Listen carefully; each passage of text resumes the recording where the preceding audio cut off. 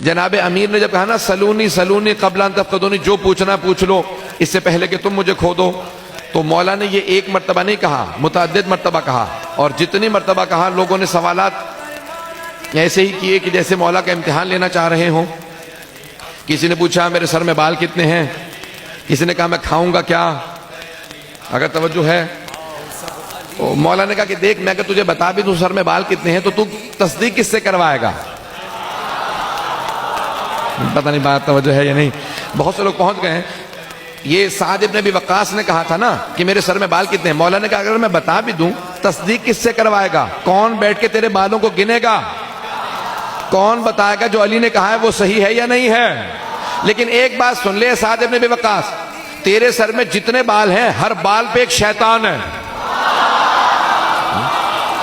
اور وہ جو تیرے گھر میں بیٹا پل رہا ہے نا وہ میرے بیٹے کا قاتل ہے، وہ عمر ساتھ ہے۔ پتہ نہیں بات پہنچ رہی ہے نہیں پہنچ رہی؟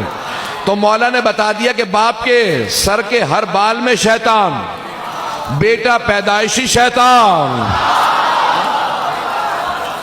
تو اب جو قاتل اہل بیت ہو، جو دشمن اہل بیت ہو، جب عزیزان گرامی جناب امیر علیہ السلام نے متعدد مرتبہ کہا، میں اگر پیش کروں گا جناب خضر سے متعلق کچھ مطالب پیش کرنا چاہ رہا ہوں، امام حسن مجتبیٰ تک لے کے آنا چاہتا ہوں، لیکن تمہیداً دو جملے سن لیجئے، میں نے شروع کیا تو بات کو آگے بڑھانا چاہتا ہوں۔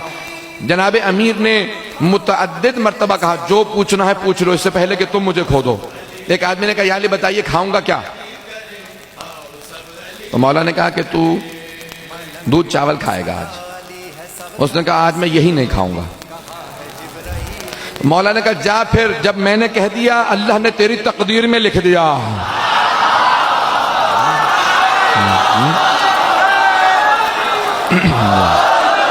توجہ ہے ماشاءاللہ، توجہ ہے جانے کے رام ہے۔ تو مولا نے کہا کہ جا، جب میں نے کہہ دیا نا خدا نے تیری تقدیر میں لکھ دیا تو آج دودھ چاول ہی کھائے گا۔ اس نے کہا پھر مجھے بھی ضد ہے، میں دودھ چاول ہی نہیں کھاؤں گا۔ گھر پہنچا، جا کے بیوی سے پوچھا کیا پکا؟ کہا دودھ چاول۔ کہا دودھ چاول نہیں کھاؤں گا، محلے سے جا کسی اور کے ہاں سے کچھ کھانا مانگ کے لیا، بہت بھوکا ہوں۔ ایک مرتبہ محلے میں گئی، اس کی بیوی ہر جگہ پہ پوچھا، واپس آئی، کہا کیا بات ہے اتنی تاخیر سے آئی ہے؟ کہا جس گھر میں جا رہی ہوں وہاں دودھ چاول پکے ہیں۔ پہنچ تو رہے ہیں نا سب لوگ؟ تو اس نے کہا جس گھر میں جا رہی ہوں وہاں پہ دودھ چاول پکے ہیں۔ کہا نہیں آج دودھ چاول نہیں کھانا۔ کہا مسئلہ کیا ہے؟ کہا بتا نہیں سکتا۔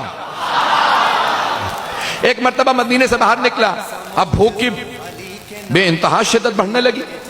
ایک مرتبہ قافلے کو آتا دیکھا، کہا قافلے والوں رک جاؤ، اگر کچھ کھانے کو ہو تو دے دو۔ انہوں نے کہا ہمارے پاس دودھ چاول ہیں۔ کہا دودھ چاول نہیں کھاؤں گا، کسی اور سے پوچھو کچھ اور ہو، روٹی کا ٹکڑا ہی ہو، کھجور ہو، کچھ دے دو۔ تو انہوں نے کہا ہم نے سب سے پوچھ لیا، سب کے پاس بس دودھ چاول ہی ہیں۔ کہا نہیں دودھ چاول نہیں کھاؤں گا۔ جانے لگا، انہوں نے کہا رک، اگر تو نے پوچھا ہے تو اب یہی کھا جو ہم دے رہے ہیں، یہ ہماری توہین ہے کہ مانگی اور نہ کھائے۔ نہیں نہیں نہیں، جب بات مکمل ہو مجھے پورے مجمع کی توجہ چاہیے۔ اس نے کہا نہیں نہیں کھاؤں گا۔ انہوں نے مار مار کے اسے دودھ چاول کھلائے۔ جب مار کھا کے مدینے پہنچا تو سامنے سے مولا کائنات آ رہے تھے۔ کہا بتا کیا کھا کے آیا ہے؟ تو اس نے پلٹ کے کہا میں نے دودھ چاول نہیں کھائے۔ مولا نے کہا جھوٹے، دودھ چاول بھی کھائے اور مار بھی کھائی ہے۔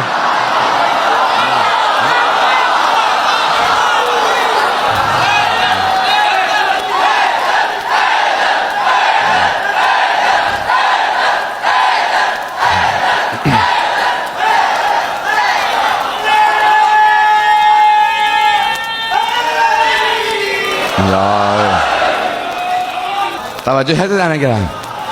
جب اس نے کہا نا کہ میں دودھ چاول نہیں کھا کے آیا، مولا نے کہا دودھ چاول بھی کھائے ہیں، مار بھی کھائی ہے۔ کہا سن، اگر تو نے میری بات مان لی ہوتی تو صرف دودھ چاول کھاتا، یہ میری بات نہ ماننے کا نتیجہ کہ مار بھی کھا کے آیا ہے۔